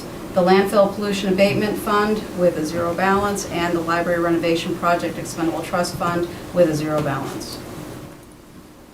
Is it still appropriate for the budget committee to vote on this? 'Cause there aren't Technically, you dollars? have to. Okay. Yeah. Any comments or questions about this? All those in favor? Aye. Opposed? Nothing. Article 15. Carl has to leave, but I have his proxy for the next couple of votes. Thanks, Carl. Article 15, to see if the town will vote to raise and appropriate the sum of $10,000 for the purpose of planning and celebrating the town's semi-quincentennial anniversary of 2026. My only comment about this one is there was a lot of hand waving when they were coming up with the funds when they approached us. So, Did you get some details since that conversation? Is this a celebration of us? This is the 250th anniversary of the country. Halfway to the tricentennial. Any conversation about this? Yep, so Kieran Nagel, just, Go ahead. is there a plan to spend the money? Like, is there an event or? That's an excellent question. There is, at this time, so this is for a little bit of background. The representatives from the Nanook Center of History and Culture came to the select board about a month ago and asked them to include some money for the celebration, but without any clear plans on what would be needed or what kind of celebration. They're still very early in the planning phases. In fact, there's no real point person yet to say is planning all this. So essentially, this is in the event that there is a special celebration on that July 4th or on another day, somewhere around there, that we have some funds available to be able to spend. Okay, so it's aspirational at this point in time. More or less, yes. the conundrum was the fact that the budget year starts in July. July 1st. It Sure, goes yeah. to July. And so if we didn't allocate funds, then they wouldn't be available for when the Quincentennial. I had to practice it. Well, speaking selfishly, as coming from the event and entertainment world, it seems very modest sum of money. It sounds contradictory. Most people would be looking to lower amounts of money, but $10,000 for a significant celebration seems modest, but it's lovely to see that there's something there, and we do hope that there'll be good Right, use we're of the just hoping celebration. for some more detail at this point in time. I think Yeah. that's why Yeah. some of us have some hesitation. Mary, did you want to make a comment? Well, a couple things based on the presentation from the representatives in the last meeting. They had yet to convene, they had a long list of people that they were going to convene to start tossing around ideas to formulate a plan. That hasn't happened yet. We really didn't hear anything about their outreach to the business community and possible funding from the private sector. So there are a lot of unknowns at this point still, and I understand the timeline issue, but we have basically more questions than answers right now. Correct. Having said that, though, it's $10,000, as you say, is relatively small dollars that they're asking for, essentially to be able to add to other funds that they hope to raise. If the money is not used for that purpose, let's say that plans don't come to fruition, those funds will go back to the fund balance and be used to offset taxes in the future. My question, I mean, I can completely understand the timing, sorry, Mandy Sliver, the timing needing to go in advance, and I actually recognize and think it's great that we're thinking in advance. Just wondering who's going to be the spending authority to decide once a plan is presented, whether or not the dollars and the plan is something that the town is wanting to spend the money on. Will it be the select board? Select board. Okay. Yeah. Well, that's good to know that there's. Do we need to specify It will be that presented in at the public warrant meeting, I article, assume. Right. And I wanted to also mention that the general feeling was, it is a hand-waving, amount. It's equivalent to our patriotic contribution every year. But in addition to that, I think the general feeling of the select board and the budget committee was the fact that, all right, let's put an article onto the warrant, let our citizenry, our legislature discuss it and decide whether that's an appropriate amount. I mean, with all due respect, like, can we table this right now? Well, the budget committee Given needs what we're to, celebrating at this moment in time, right? Can we just table this idea right now? Well, I was just going to ask the question, we have to, the select board has to meet separately to get a vote on the budget and the warrant articles as well. Could we, the budget committee, be part of that meeting as well to vote on this if there's the budget significant- committee would need to reconvene to Right. discuss it further if you were to hold off this one article. So, I mean, there is the opportunity, of course, to discuss it further at deliberative session, which we will do, and there is an opportunity to amend it if it seems appropriate to do so then. I'm just a little disappointed that the committee had a couple of weeks to present a little bit of a, an outline of what they had planned, and that was the impression I got from our last conversation, so I'm a little disappointed that we haven't seen that. And again, just generally speaking, we spent $5,000 for Veterans Day, $5,000 is in the budget every year as well for Memorial Day. So the dollars are not a question, I think it's just, it would be helpful if we had a little more meat and potatoes of what they plan on doing. Is that Al? Would it be possible to have us either write in or just consider being a matching fund, or that is putting less dollars in and having it be a matching fund, or asking for volunteers? There's no effort to, I didn't hear about an effort to find voluntary donations from anybody who wants to feel that they'd like to do that. And there's no vessel for that, there's no place for that. So if we create a holding space, that's fine. The question of the amount of money is unknown. It can be the whole amount, as far as I'm concerned. But So we would have to raise and appropriate a maximum amount, no matter what. Whether or not you would want to tie that to an organization raising matching funds, I could probably come up with some kind of language that would do that. We can't amend this tonight, correct? We would have to amend this in the deliberative session. Well, no, it could be amended tonight, or if the budget committee agrees that it wants to reconvene in the future to vote on this particular article after it's been reviewed and amended, we could do that, because obviously the selectmen are not going to be voting on this tonight either, so it's entirely up to you folks how you want to approach this. I would prefer that latter alternative personally. I would agree to vote on it, leave it there. Tonight, you'd like to vote on it tonight, or you'd like to? Yeah, well, I would leave it in. The contingency, the what if that you described, says there's no risk involved here. It's a sensible consideration in my mind. Something's gonna come to fruition. I feel confident. Yeah, I guess I would just feel, I'm sorry, go ahead. Well, and I think that it's a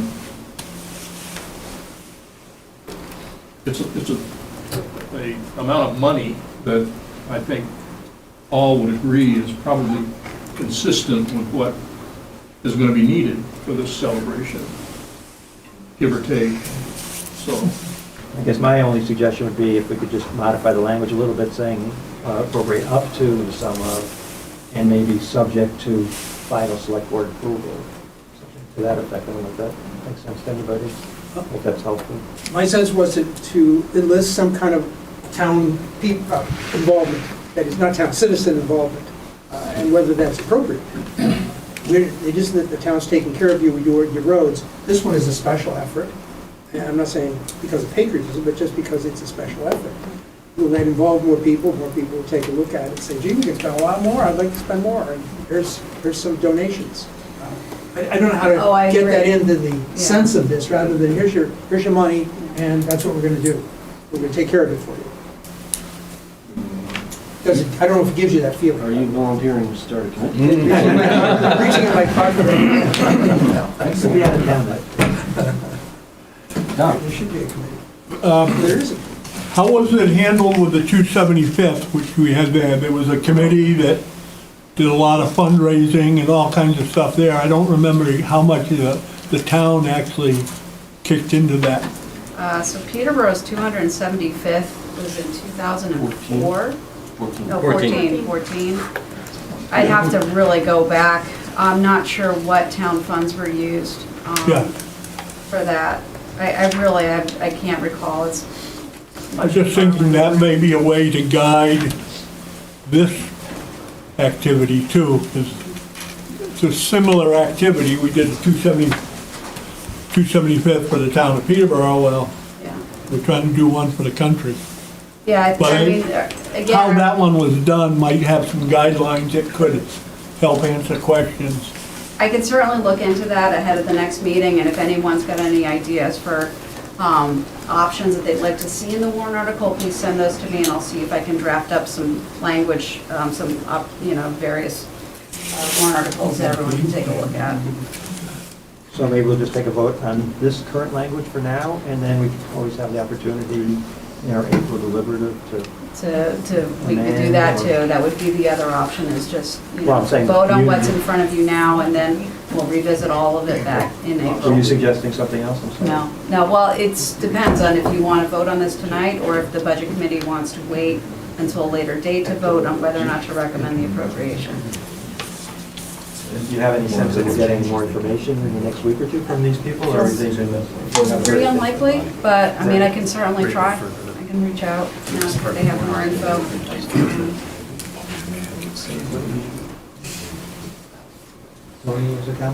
Again, I'm saying that we should vote on it, and we have the deliberative session. Let the people who want this come and explain it to the voters, and let the voters decide. Okay, fair enough. So let's vote on this current language then. All those in favor, say aye. Aye. It's 3. Dave Odlin voted yes. And Carl is also, well, Carl also recommended it, so that's 5. Opposed? Abstain? Is that Emma? Did I see somebody? That does We had not 2, have it. oh, I'm sorry, Don, how did you vote on that? Did you approve it? So it'd be 6, 4, 2 abstentions on that. Okay. All right, Article 16, to see if the town will vote to amend the annual terms of compensation for the elected treasurer. And this should also say deputy treasurer as follows. Treasurer from $2,040 a year to $5,000 a year. Deputy treasurer from $1,500 a year to $2,500 a year. And furthermore, to raise and appropriate the sum of $3,960 as the cost associated with this warrant article for fiscal year '26. The reason why that cost is less than the $7,500 that you would imagine is because we already have money in the operating budget for the $2,040 and the $1,500. So this is just in addition to what's already budgeted. I don't recall discussing this article. This is brand new. I haven't- It was not discussed. The treasurer asked me to include it for discussion tonight. Would the treasurer like to speak to this article? We do have a basis for these increases. So Andy Sliver, treasurer.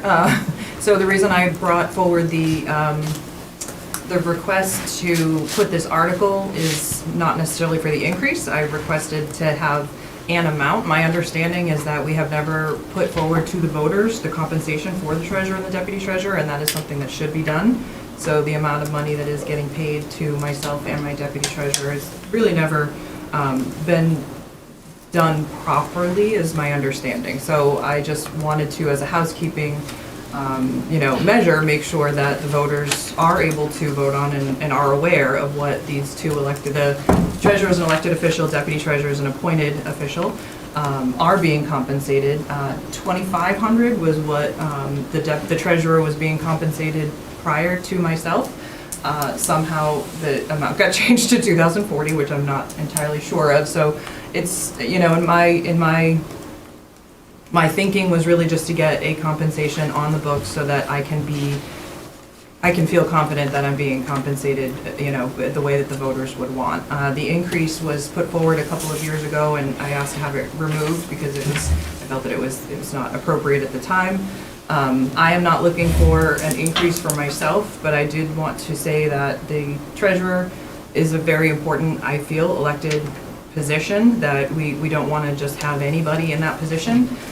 In the research that I did in comparing other towns, it's really all over the board because the treasurer in every town really acts differently and has different responsibilities based on the size of their finance department, based on the size of the other people and that are kind of helping with those delegated responsibilities. Looking at our history, we have had, since 1974, I'm only the third treasurer. Ken Christian was our treasurer for 37 years. Ken had a degree in business and accounting. Jane Bowman was our treasurer then for 9 years. Jane had a very successful, and still does, business accounting, bookkeeping, and tax preparation business for 40 years. She was very well qualified.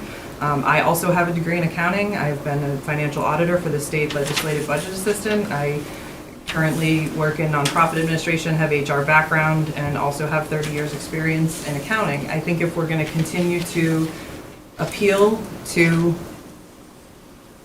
a qualified individual, I will continue to say at whatever compensation, I personally would take nothing for this job. I feel very strongly that the town should have someone qualified. I just worry about the future, and that in some years, when maybe I'm not elected anymore, or maybe I choose to retire, then I want to make sure that the town can definitely, this position can appeal to someone who has the qualifications, because an elected official does not have to show a resume. An elected official does not have to do anything. So I think that with the small pool of people we have in this little town, to try to find someone with a qualifying background is challenging. So we want to make sure that we compensate them for their time. You're hired. My one question that I have before I open up to questions is, what happens if this does not pass at the ballot? Will it revert back to the amount that I feel hasn't ever really been official, or? It goes to zero. Yeah, that's fine too. There's a right answer. So I think it would be more or less understood that it reverts back to the amount that you So are that- currently receiving. At least then the voters have spoken and that they're aware of that. So, okay, Yes. perfect. Thank you. I think I understand some of your role in town, what you do. Deputy treasurer. Maybe you could just briefly talk on a weekly basis what you and Leslie do, and give us a bigger picture. Yep, so the deputy treasurer basically is there to act in the capacity that I can't. So Leslie Lewis is our deputy treasurer right now, and she is trained in the same ways that I am, so she can act in it, but primarily, so she's my backup, I guess, is what the best way to say it. So one of us has to be here every week. When the select board members sign the warrant article, I then come in and sign all of the accounts payable checks and the payroll checks, and also make sure, do a review of those things as I'm going through. I ask any questions to the finance department that I may have. Also, do the footing. Got my calculator, and go through and make sure that all the totals match up, that the warrant is correct, that the select board members have seen the correct reports, and that everything totals and adds. And then as needed, I am there in a capacity to assist the finance director if she has questions, if she wants to go through some things. You know, sometimes we brainstorm, so every week it can depend on what the issues are, and if she has a project that she's working on, then she can ask me for help. As the treasurer, I do not have access to the accounting system. I cannot enter transactions. There's a clear separation of duties there. So I am the signer on the bank accounts and all of the accounts, with the exception of the library trust funds and the other trust funds, correct? Trustees. The trustees of the trust funds. I was questioning Yes. the role of the deputy treasurer. Same as the treasurer. She just Well, acts I in my understand that, absence. but Yep. she's not there every week. She can. She can come in and do a review anytime she would like as well, and then the weeks that I'm But not does there, she does. Yeah, the weeks that I'm not there, she does exactly what I do. She goes But how through the many weeks reviews. are you not there? Well, I'm trying to get, the compensation of $2,500 a Yeah, year for absolutely. part-time. Yep. You know, you know how much the select board gets paid. Yep. And I think that that's You it's wanna remind absolutely fair. everybody? Yep. And many towns do pay the deputy treasurer a much smaller amount than the treasurer or nothing. But it is an appointed position, and so there is a little bit more control as to who you could put in that position as well. Could someone in administration serve as that role that also? No, that would be a conflict with state law. What would be the go-forward impact if we did pass this as far as next year's salaries? We have to It use would again? be, it would be 7,500 until there was another vote to amend it. I hate to bring up this sort of subject. You approved the checks. What about the wire transfers? Yes. Yes, absolutely. Yep. So But so yes, what I- happens? Yes, so the wire Don't bring transfers. that up. Yeah. Please, please. So I was elected in May of 2021. In the first few months of my elected term is when Lily also came on board and when all of that came to light. So the fraud had begun prior to my election, and I obviously was, I do not have any responsibilities directly. I delegate responsibilities as far as changing bank accounts to the finance department. So day-to-day transactions, looking at checks, all of the checks and all of the ACH transactions were correct and all the amounts were correct. But you're not What a bank single- accounts they go to was not in the purview of what I was reviewing every week. You don't get approved, you're not second approval on wire transfer. Now we do not do it anymore. The first project Mandy and I worked on was contacting every vendor and letting them know that they would not be paid by ACH anymore, verifying what their address was so that we could snail mail them checks.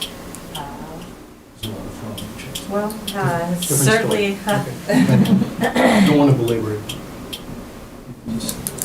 I'd be happy to go through too, because there are some checks and balances we do with checks as well, as far as the banking security measures that we could review. Could this be separated into two, one for the, two articles, one for the treasurer, one for the deputy treasurer? It just sense that deputy treasurer is like a vice president. It's, I think the deputy treasurer probably has more power than the vice president, to be quite honest. Yeah, so I just, you know, as Mandy stated before, this is simply the same warrant article that's been proposed a couple of years ago. No one has really looked at these numbers. You had done a little bit of research, like you said, into what other towns do. This is, you know, in my humble opinion, as an town administrator, I see Mandy and Leslie in here on a very regular basis, doing, you know, the work of the community, making sure that, you know, it's part of our financial oversight process and our fraud avoidance process to make sure that all of our transactions are exactly what the selectmen have approved, what town meeting has approved, that the work of the finance department is correct. Mandy and Leslie are the two people that can sign checks on behalf of the town of Peterborough. That's not just a heavy power, it's an incredibly heavy responsibility. I've worked here since 2006, and this has never been adjusted up. It's only been adjusted down, and that was, again, no one is entirely sure why. I think it's reasonable to consider to consider these amounts, but if an amount, a different amount is thought to be better, then that could certainly be discussed and should be discussed. You do make great points. However, we shouldn't discuss the current people that are in these positions because this is about a position, not Correct. the people. Correct. This is short money. That's, it sure is. Oh my gosh. That's right. And just to Should we vote refresh, on this? just point of information, what do the select board members currently get? $2,000 and $2,500 for the chair. The chair gets it 24. And that was, another one that had been put forward for consideration a couple of years ago, that was rescinded as well. But we're only on call daily and not in meetings, correct? Correct. Weekends, You only at the work. coffee shop, Yeah. wherever we roam. We're glad to do it. I think we're ready to vote.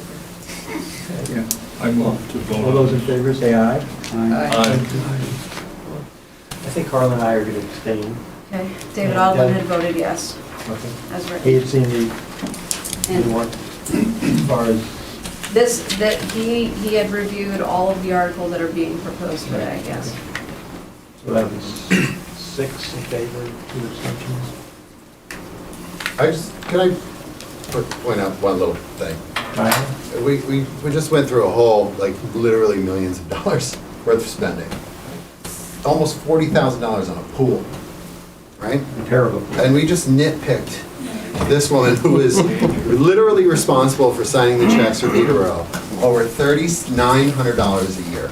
So, And I you should find happy that to about be, that. You know why you should be happy we about should, that? what I Because should be this- happy about is nitpicking the pool. No, well, we did. Not the person that's We signing the have. checks. We We've already had have. problems This with is the somebody first that's time signing you the wrong presented checks. to us. Yeah, this is a brand new article, none of us have This is heard how of it thorough it before. is. I This is how appreciate thorough that. I it is. appreciate that it was sprung And upon you and we're nitpicking everything. But it's everything. $3,900 in a budget that we just spent millions on. I know, Part of but which it's is more the than fixed double, pool. right? Right. So you have to discuss it. And that's what happens on every line item, on every budget. That's fair. It's for- just, for this is months such a in nominal advance. amount of money. I would pay that all day long. Of course. Oh, well, Yeah. sure. Sure. I have no problem with that. I will pay each one of my employees $39.60 a year. No problem. I mean, it's just, It's a nice I hear you and balance. I understand that and I appreciate what you're talking about. But we It's give, just- We're just trying to get a clear consideration to understanding. every She's warrant signing article. checks, yes? This is, I'm sorry, I don't know your name. And I'm not trying to dismiss you in any way, she's signing our checks, correct? That's a pretty vital role to this town, yes? Much more so than the pool over at the playground.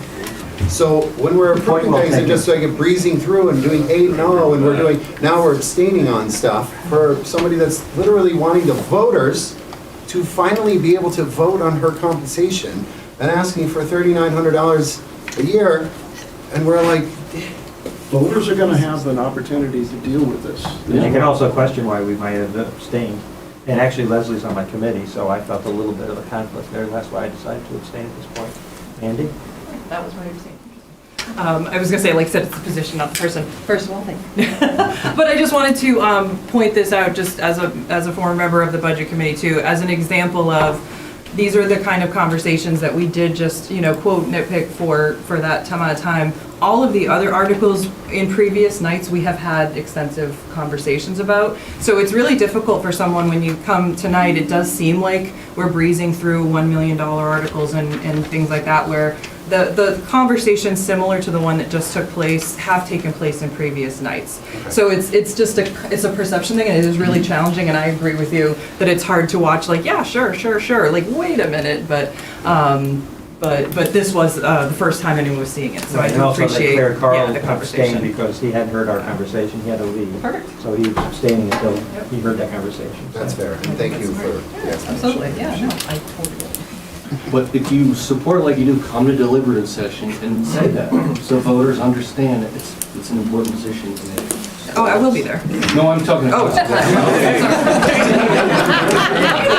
No, you'll be there.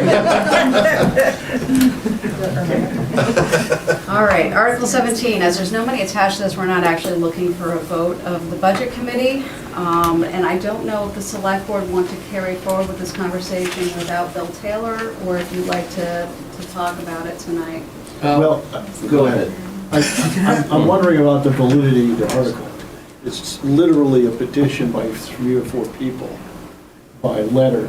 Don't we have petition articles, and isn't there a requirement of 25 signatures? Yes. Correct. So this is not an official petition article. This is a request that was made by the residents of Bass Road, of town staff. The conversation first started in 2021. We've picked it up a couple of times since then.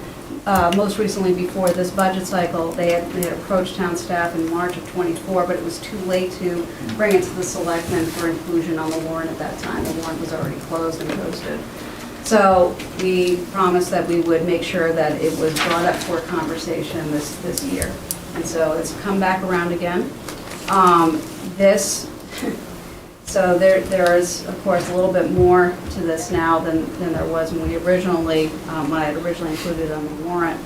The chiefs have reconsidered the closure of Bass Road. They are with the, I'm sorry? Police and fire chiefs? Yeah, police and fire chief have reconsidered this request.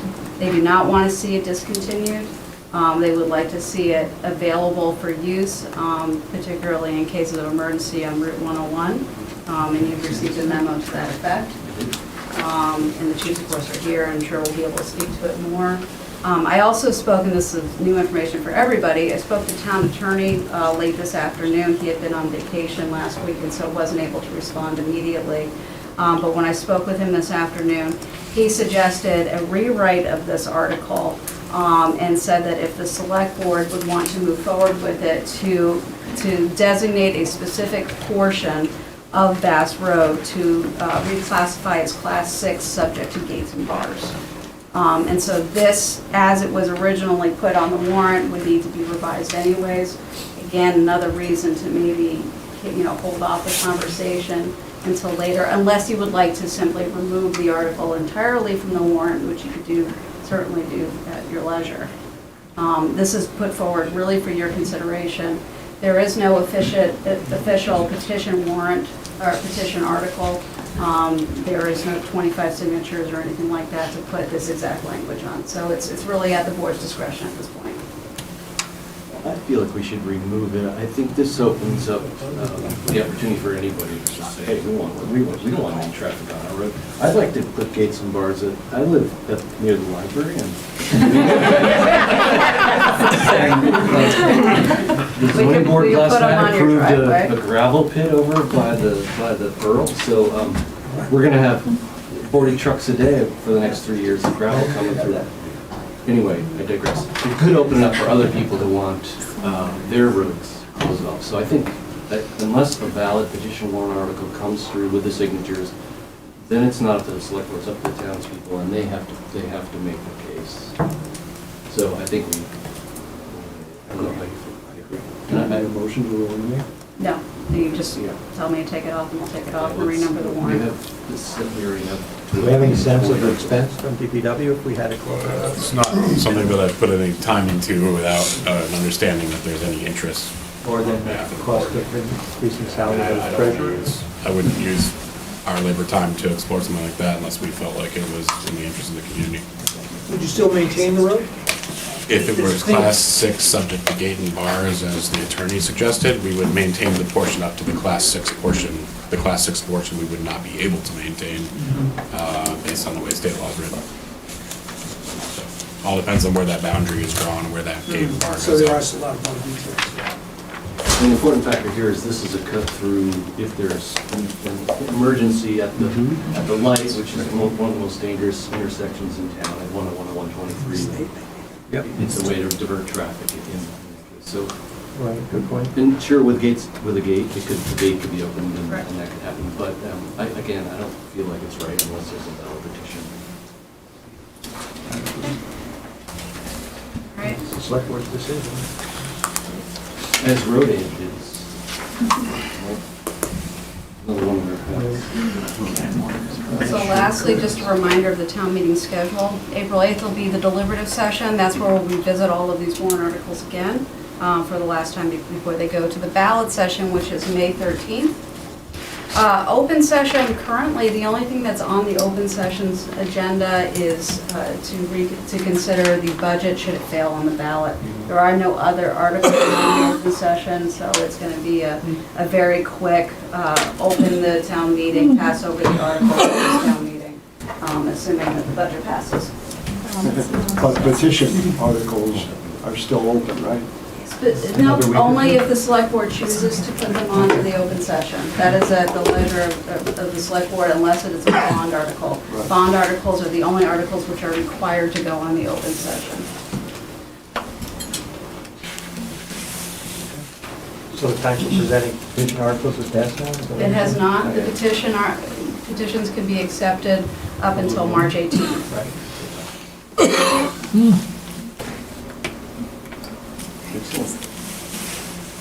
Sorry, is it possible to ask a question just off the subject of what we've been talking about tonight? Please. Sure.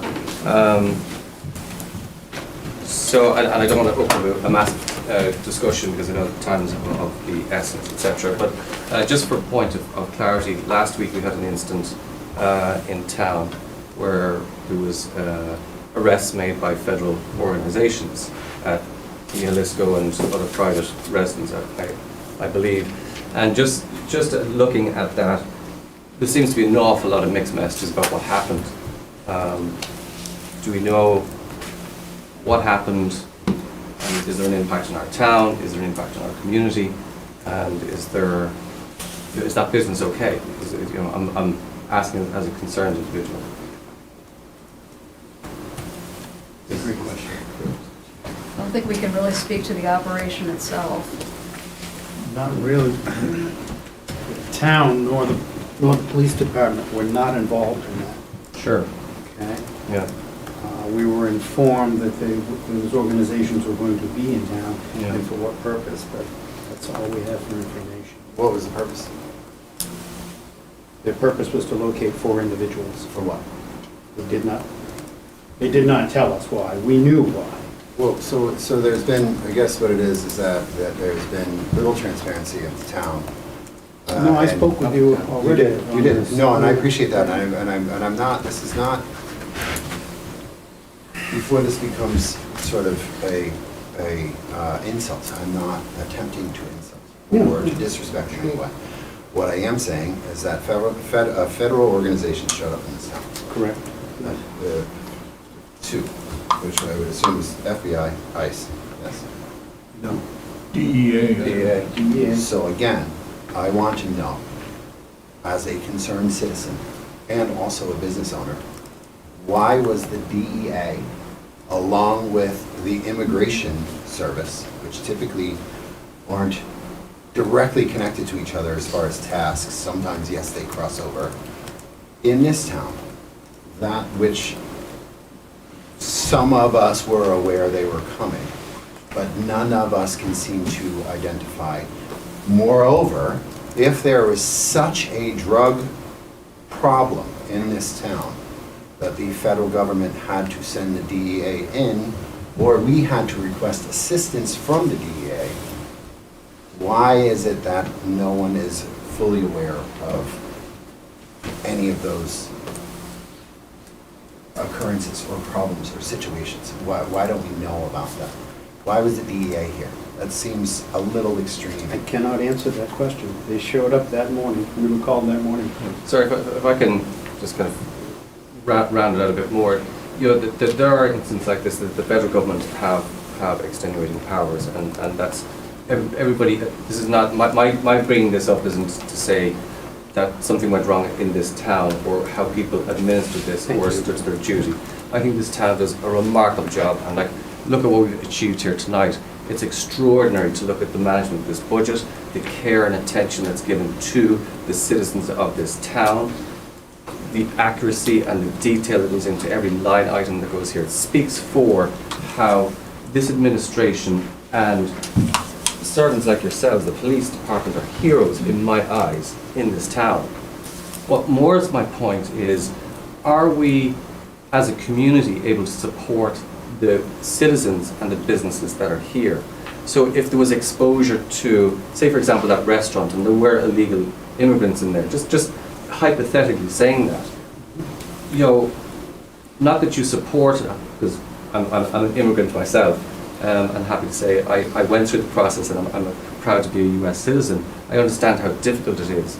But are there situations where there's people in a process and don't understand what it is? Is the town, is the community able to support or give the information around to our businesses and our citizens if there is an immigration, you know, population here that need help? Is there free legal aid that people can get the information about? Is there funding? So like, just take Mihalisco for an example. Have we, I know citizens have reached out and said we're really sorry, but from an informative and official capacity, are they okay? They're a great contributor to the town in what they bring. It's a great amenity. It's a wonderful restaurant. They provide great employment. They pay taxes. They pay taxes, right? So are they okay? Are they going to be able to stay? Do they lose key members of staff? Do they need to be replaced? Do they need legal assistance? Do they need financing? So from the town's, what I'm asking about is the town's ability to step up, show great leadership and support when situations like this happen. It's really rare, thank God. Well, hopefully it's rare, but going forward, to your point, what if this happens again? We need to have a better understanding. It's a horrible position for you to be in, right? To be dressed down and perhaps there's something else, you know, mysterious that went on, which isn't the case. You've done your duty. Our duty, I'm asking, as citizens and elected representatives, what more can we do, particularly in the environment that we're in right now, to circle around our town, which is special, demonstrated tonight, to make sure that it remains a great place to live in, that people aren't held vulnerable in those situations. Yes, there are criminals, and we have law enforcement, and that needs to be dealt with correctly. But if there's avoidable situations, so like if we're talking about immigration as in a pathway to immigration, can we inform more people? When an incident like that happens to this particular scenario, where's the support to say, how can we help you keep the doors open? How can we make you feel supported? And that's all I'm bringing to the table as a discussion, just as a thought point. And that's about as much as I can get. Also to the point of communicating information. I know it's really hard, right? But if you look at the world we're living in, it's divisive. I don't care what side of the line you come down on, right? There's a lot of derision and division and a lot of information that everybody swears by is the truth. Ask everybody what version of the truth that they're living in. An incident went down here. Is there a possibility where there's a statement of fact? This happened 1, 2, and 3. Because if you go on social media, you look at the Peterborough Facebook page, you look at the newspapers, you look at the TV reporting of it, you ask the dog in the street, and everybody has a different version of what went down. And who was right, and we're pointing fingers and wagging at each other. Why do we need to have that in our little town? We shouldn't, and we should show that we can get it right. We have a duty to do that. Chief, are you constrained to not speak at it more fully by the town or by federal officials? No, we were given very little information. So you're giving all the information that we... Yes. You're not holding back anything because somebody said you can talk about this? Right, Okay. and after being told that, I then informed them that pursuant to our town policy, and, we voted on 2017, 17. Yep. that we, Peterborough Police Department, would not be involved in the immigration detention for immigration violations. Exactly how it's worded there. Yeah, it's the whole thing's right here. So if I vote at town meeting in May of 2017, Peterborough town officials shall not inquire into the immigration or citizenship status of an individual except when the inquiry relates to legitimate law enforcement purpose that is unrelated to the enforcement of a civil immigration law, or when it is required by state or federal law to verify eligibility for a benefit, service, or license conditioned on the verification of certain status. Furthermore, the same town meeting voted to affirm its commitment to the rights ensured by the First and Fourth Amendments of the Constitution of the United States of America, and declares the town of Peterborough, no person shall be required to declare their religious or philosophical belief or affiliation, nor to sign a registry of any belief or affiliation. Sure. It is the expectation of the town of Peterborough that all employees shall abide by the purpose and intent of these resolutions. So that's wonderful. I think that shows support right there. It does, and it's support in its right there. It doesn't change the fact that this happened and there are organisations above you that can come in and do what they need to do. My point is enabling and empowering our citizens to be legitimate and compliant. Right? How do we assist that rather than being silent about it? If there are illegal immigrants here, how do we help the legal process in that? It's wrong. It's a criminal offence to live in a country, not just America, as an illegal citizen. Right? So do we have the resources out there? Do the businesses know? Businesses are going to employ people because, particularly in the service industry, it's really hard to get people through the door to work and to stay. Right? And you're going to take people through the door, and you're going to take the risk. That's what happens. So. But can we get to a situation where there is more access to resource? Can we reach out to the Nihilistic? Has anybody reached out to them on an official capacity to say, are you okay? And what supports do you need? Are there people in jail? Do people need a lawyer? Do people need funding? Is that something that the town can assist with, or reach out to the community and say, this is what's happened and here's steps that we can take to help? Almost sounds like a committee needed to be formed, like a volunteer committee in the town. I don't think the town officially can do anything, No, right? I mean, this is gonna sound very cold-hearted, but the town has no resources that we're able to dedicate to that because we've never raised and appropriated money for that purpose. We don't have the staff that, with that kind of expertise. No, I understand that there are resources, third-party resources. Sure, and so that's what I've just put up on the screen here. We would refer people to these resources if they were to reach out to us. So there's New Hampshire Legal Assistance, the ACLU of New Hampshire, and Catholic Charities of New Hampshire. All of them have some level of assistance for immigrants and helping people through the immigration process. Okay. Another comment back here, I think, as well. Molly Mansfield. I have the same concerns that Kieran does, and it sounds like this is a much bigger topic than as Kieran said, than we have time for right now. But if some of us in the community did want to get together and, provides like an additional list of resources that could be posted on our town website or that could be shared in the dispatch that goes out, would the appropriate time, to share that with the town be to go to a selectmen's meeting? I mean, it does seem like our community has just been rocked by this and we don't know that this isn't going to happen again.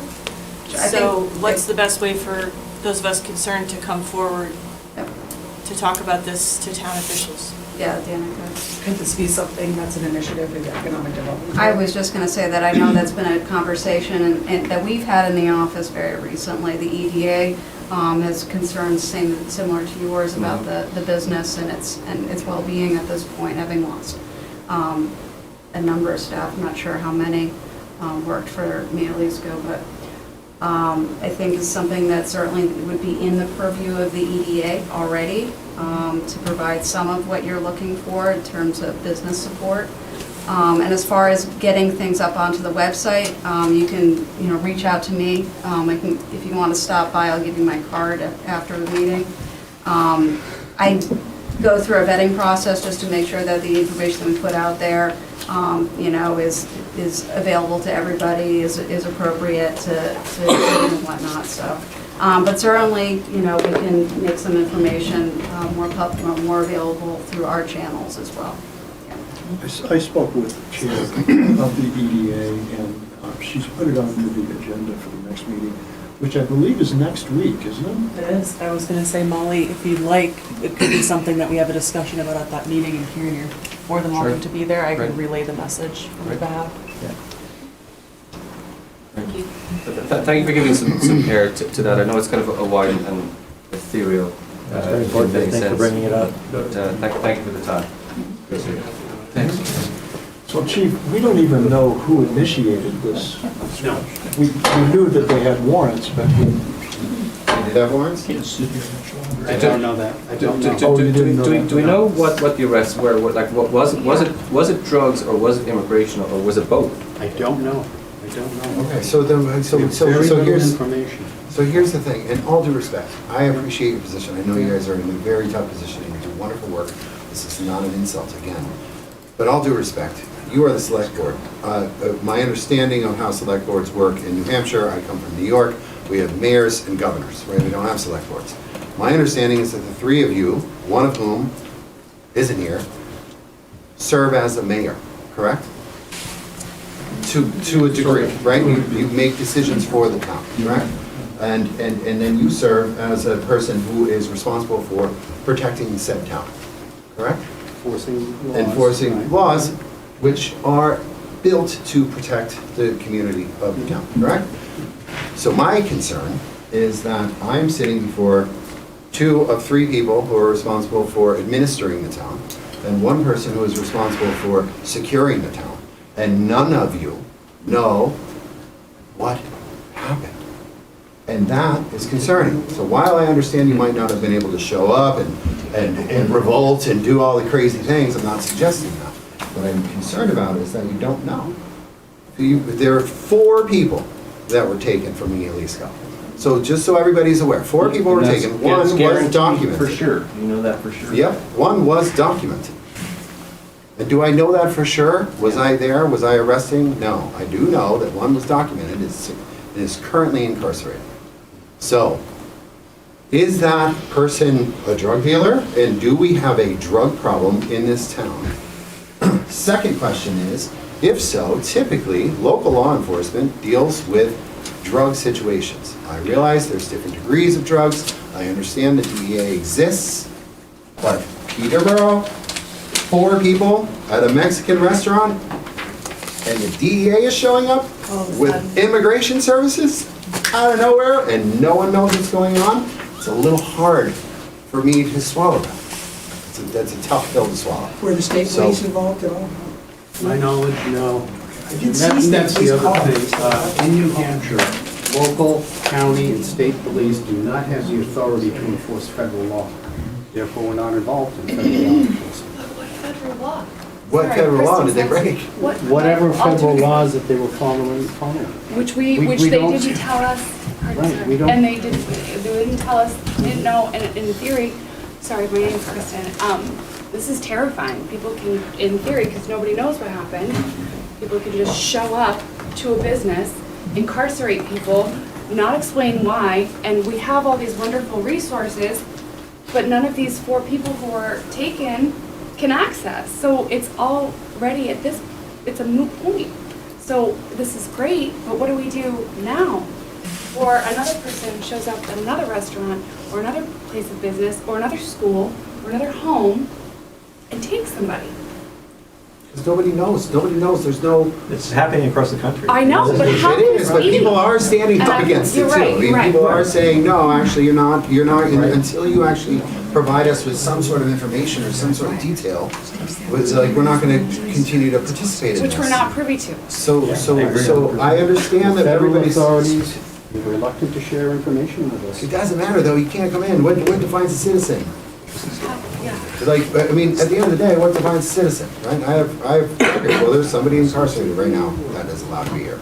Right, my understanding is they can Appreciate show, where you're they can coming show up at from. schools now? I understand this is the wrong forum. It's not the wrong forum, it's a perfect forum. You're right. And I'm glad the subject was brought up.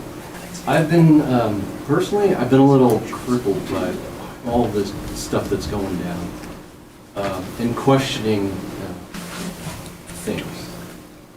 I don't know any details about this, part of what I read in the paper and what I've heard from Chief Gennard, and I asked Nicole, and we're all, I will tell you, I guess in my failure, I didn't call ICE directly, I didn't call the DEA directly, but is that, I don't know if they'll get me any answers. As citizens, They we're might all try, allowed to call or approach whomever, call the governor, call Call anybody you think could help you. I really feel helpless myself, and I don't, we have no authority over that Well, I mean, the whatsoever. governor came out 2 days And- later and was like, cooperate. Local authorities should cooperate. Well, and then you So have, you have towns that want to be, you have places in New Hampshire that want to be deputized to go after people. We're in a crazy time right now. It's disheartening. I appreciate that entirely, and I think it's you know, to kind of get to that, there's a fear factor, and having no knowledge is a real vacuum to be in. Certainly. And that's the point of what they're doing. Peterborough is targeted. Right. I mean, Peterborough's being watched because we have ordinance like what was read on the screen. No, I That's my- get that's my it. view. I guess this is a wider conversation. I think a continuing conversation would be helpful. And thank you for giving it the time. Could I just, And if you could help with what we, I'd love to have a conversation. Can you call just a separate meeting to allow people to come in and kind of talk, hopefully. I get it, I know we're in a weird time where people don't really talk, but hopefully have a meeting with people who are in a position of authority, like it or not, you're elected officials, you can make decisions. while you're thinking about an answer there, could I just interrupt really quickly? Our budget committee is having a separate meeting next Tuesday. I just want to remind the budget committee on the impact. It's on the calendar. Yeah, okay. Just want to, I'm sorry to interrupt, but I just want, before we all wrap. Next Tuesday. well, people leaving? I'm sorry? Are people leaving before it's been adjourned? I can't. I know, I think some people. I just couldn't sit any longer. I just want to get that in. So to try to, I'm sorry to interrupt. wrap this up, as the select board, as elected members of our community, can you coordinate a conversation, whatever it may be, right? Just with the people who want to discuss it, and then have that discussion and allocate that time. And then that way we can do this at a different time, an appropriate time, where everybody's kind of prepared for it. It's something to think about without having answers for people. Because if we all come here and go, why this, why that, and we don't have answers, and we may not get answers. Right, But if we can have the conversation about what we can do as a community to support everybody, short of being there in an arm lock when ICE shows up, or one of these federal. No, agree with that. Agree with that, and I think, having a concise plan of what actions we can do. You know, protest is one thing, and it's a good voice to have. But on a practical day-to-day level, what solutions do we have around this? How do we find the information so that you're not in this vulnerable position which you don't deserve to be? None of you deserve to be in that position whatsoever, but nor do the citizens either, which creates fear. So how problem solve around that? How do we find the information? And then what actions can we take? How can we empower our community? How do we bring our community together so that we are supportive of each other, that there's no fear, there's no wagging of fingers, it was you who called them, you wanted this to happen? That's rubbish. Well, didn't we do something similar during the Black Lives Matter period, where we were having some public conversations? I'm not sure if that's... Well, and also looking up what our rights actually, truly are, right? What can we do? Well, it almost What seems are like we allowed to we need to meet it with the same level of, I don't know, hit them in the dark as they're doing to us, because there is no time, it doesn't sound like. Is there any organization of businesses in town to support other businesses? Chamber. There used to be a chamber. Well, yeah, I mean, well, anyway. They own 2 or 3 other businesses, 2 or 3 other stores. They do. Shops as well, They do. restaurants as well. Yeah. An event happens at the Monadnock Center. I know people have been to the community conversations where good things come from. So perhaps that's a good forum? That's a good forum. We're going to be meeting actually this Thursday to talk about the next topic for that, and I'm happy to propose that as a potential topic. It's just, it's highly vital that you all and Bill is there. It's because people are gonna look to you to try to figure out how we can navigate some of this, right? And it's important for you to be there as well. And for all of us to kind of understand what do we have the actual say in doing, right? Because you hear things, sure, coming from the ether, different towns, different cities. I don't know if any of you are listening to what Boston is talking about right now, but the guy made a big threat to them, and Boston's up in arms right now, right? So there are things that might be reasonable and things that we can do to protect our community from unreasonable search and seizure, arrests, etc. But that said, if this was in fact a drug situation, I still would like a little bit of a clarity on why local law enforcement couldn't deal with that. Typically, local law enforcement does. So I just don't understand why the Fed got involved, especially with such a small take. So that's the information I want to figure out. At what stage do they get involved? Let's have that dialogue and let's figure that out, because maybe we're all just barking up the wrong tree right now, but it seems weird. Seems a little curious. Do you think Shaheen's office or Hassan's office would have any information about this? These are federal I levels. wouldn't know. Yeah, I mean. The state's not going to know anything. The state's not gonna have any more information than we have. I would, it's possible that the congressional delegation might be able to ask around. They certainly would know who to call. My understanding is that local press did reach out to ICE and the DEA and didn't get a response. No. Several people have reached out and they're not responding. You don't get the answer. Yeah, they won't, right? Like they don't. It's gonna be very difficult to satisfy any of those questions. I get it. Yeah. We still need the dialogue, and we still need to know that you guys are with this community, and, because again, when you have a day or two later, state police are deputizing themselves so that they can execute, federal activities, I realize there's a lot of nuance to that, right? And I realize it comes from a whole different place, and I'm not trying to spout off media nonsense right now. I'm just saying they're trying, or they're working toward that. And then the governor also comes out and says, hey, we highly recommend that local law enforcement cooperate, which kind of indicates to me the local law enforcement doesn't have to cooperate, like there's a choice.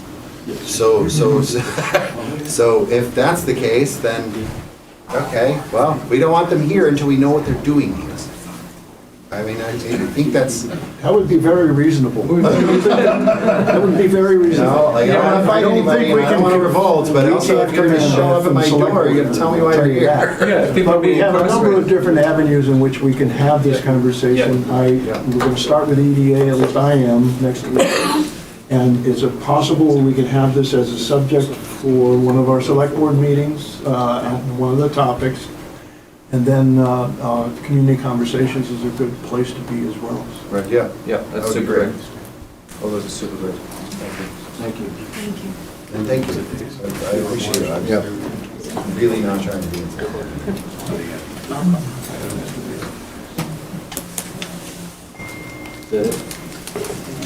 You're the boss. All right, those two adjourn. Thanks. Thank you, everybody. Great conversation. Very troubling, but good conversation. You couldn't.